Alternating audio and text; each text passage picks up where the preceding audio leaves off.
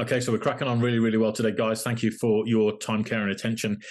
Question number 5 comes in here from Anthony. Hi there, Anthony. Thank you for being part of the amazing WiggyWam community and for submitting your question here. Anthony says, we remortgaged to release some money to build an extension last October.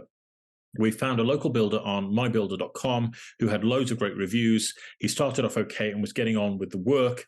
He hired others to work with him, and to date we've paid him $110,000, which we paid in phases. That isn't the whole amount, though. We agreed, as still there is £30,000 outstanding.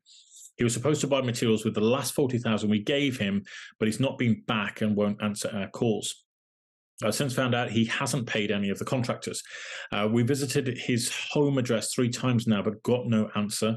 We got chatting to a neighbor who said he'd been trading under a different company name a year or so ago, which he folded and started a new one not long after. We are panicking now that he's going to do the same again, and we won't be able to claim against him. He has also since closed his MyBuilder account. Is there anything we can do legally or otherwise? We are both so distraught. Anthony, I'm really sorry to hear that, my friend. I get so frustrated in these sorts of situations, Anthony. I can't begin to tell you, and it always seems to be a template situation that unfolds here, Anthony, where builders start work, or they won't start work until you've given them some money up front to go and buy materials, and then you never see them again because they've run off with your cash. And obviously this is not against all builders, so please don't send me loads of messages saying you said this about all builders. I'm not saying that. I'm just saying that when things go wrong with builders, it tends to be the same sort of template that unfolds. And so, my number one golden rule on anything to do with building or development is to never pay money up front for these sorts of situations, as I'm sure you begin to understand, Anthony.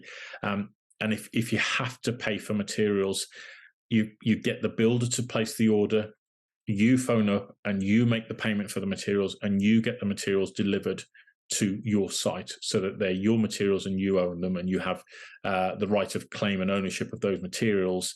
They're not going through an unknown third party. And obviously in these sorts of situations, you always want to be paying in arrears to a builder and his team doing the work for you, rather than necessarily paying in advance on different stages. So it's good that you've been doing it in phases, but the situation that you've just outlined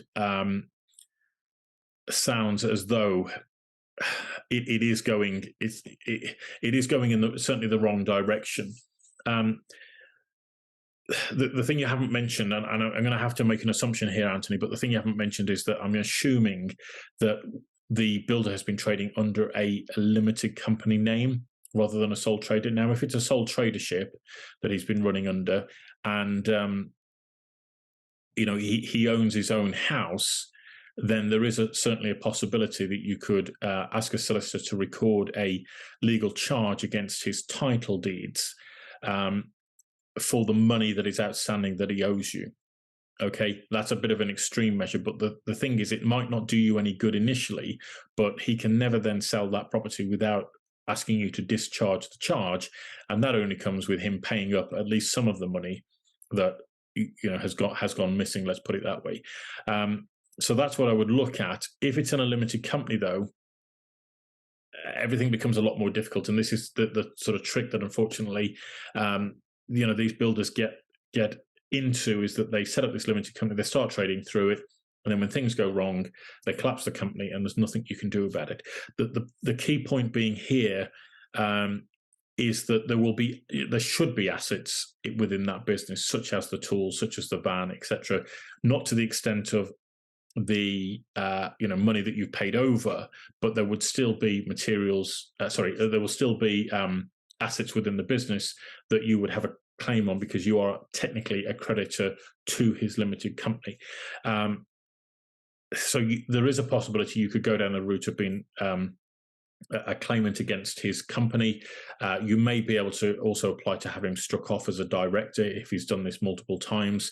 In my experience, again, that doesn't really stop these sorts of people, because they will just put a friend or a family member in place as a director, and then just start the same game again. It is unfortunate because there needs to be more checks and balances in place to stop this sort of thing from happening. And the only check and balance that I found so far is, as I mentioned right at the very start, you've got to keep really tight control of your cash, and the only way you can do that is by you ordering the materials and getting everything delivered to site. So the routes that you'd probably have available to you, if I'm honest, Anthony, would be reporting this to the local police, who, again, with a whole lot of love and respect, probably aren't going to do anything with this. I'd certainly report it to road traders or programs of that nature to see if you can get them to take any action or expose this guy for what he's actually done. And if he's done it previously, and there will be contractors or subcontractors that haven't been paid, will probably also want to get involved with that as well. The other thing that you might want to consider, and I hate doing this, but sometimes in these sorts of situations it needs to be done, and that's to publicly name and shame the individual because of the dodgy business practices that they're doing, and make that publicly known so that other people don't fall foul of the same trap. It's not a nice thing to do, obviously, but where you're at, it's an unfortunate position, and I feel really anxious for you, Anthony, that I can't give you more of a sort of concrete route to go down, if you'll pardon the pun, as to how you can kind of get this issue resolved. The problem is, once that cash has been handed over, you've then got the recovery process to go through, whether that's appointing an insolvency practitioner. You could potentially appoint a solicitor to go and chase it for you, but the likelihood is you're just going to end up spending more and more money chasing after this, when it's actually going to not bring you any kind of return. And the likelihood of any criminal charges being brought against this guy is also very, very remote, which is why programs like Road Traders exist, etc. We are in the background within WiggyWam. We're actually trying to launch an initiative which is working directly with the various trade bodies to get real-time data about their members integrated into our site. And the point of doing that is to actually prevent things like this happening, or at least try and limit the impact of things like this happening. Whereas if a tradesperson doesn't renew their membership with that trade body, that would flag up on their profile immediately as a warning to other people that actually maybe this isn't the right person to approach for the work that you want carried out. And it's something, because we're hearing these sorts of horror stories, Anthony, going on. It's something that we passionately believe needs to be done in order to prevent this sort of thing from unfolding. I'm just wondering if there is anything else that you could do, or whether actually anybody within the WiggyWam community who is watching this video, whether or not they've got any ideas or suggestions on how to recover this cash. That probably doesn't involve sending the boys round, which I'm not going to advocate, of course, because that's not something we can, as professionals, advocate. And I certainly wouldn't suggest that you do that, because you'll end up in more trouble than I think it's worth. But it is one to put down to significant experience. It's a shame, because it ruins people sometimes in these sorts of situations. It's a big chunk of money to buy. I would hope, if this is something that's being done in arrears, Anthony, that your actual loss isn't going to be the full 40,000. It's actually going to be the sum for the materials, which I would hope is, let's say, 10 grand. That's what I'm hoping anyway. So it might be one of these that you've just got to take on the chin and put it down to experience and go, what were we thinking? I wish we'd never done that. We kick ourselves, just as I kicked myself because of backing my good lady's car into the house last week, because it was a totally stupid thing to do. Why did I do it? I don't know. I shouldn't have done it, but it happened. And I have to learn to live with that. And obviously the financial costs of putting it right. In your instance, as I say, I'm hoping that there's only a small percentage of that is actually the cost of the materials, and the rest of it is paying for work that's already been done. So hopefully it's a limit on the loss that you've made there. And if there's 30 grand of work about standing, then maybe there's an opportunity to work with some of the subbies that have been on the site previously to ensure that they're paid directly by you to finish off the work that needs to be done, or whether or not you have to employ other individuals to come in and do the work. And it might slow down your progress because you might have to pay some out of cash flow and some out of capital, as in, you've got an income coming in, I would hope, from your work, and then you can use that to pay certain stages of the work. So break it down into much smaller packages of work, and then, let's say, for example, you pay for a plasterer to come in, and you pay for a stage of them to put the plasterboard up in certain rooms. And it might be that you pay for them to put the ceilings up, and then you pay for them to dot and dab the walls, and then you pay for them to plaster each individual room that you've had done. It might take several weeks longer, but the point is, at least the project will be done, and it won't hinder you as much as it would do, from the loss that you've incurred here. So I am sorry you're in that position, Anthony.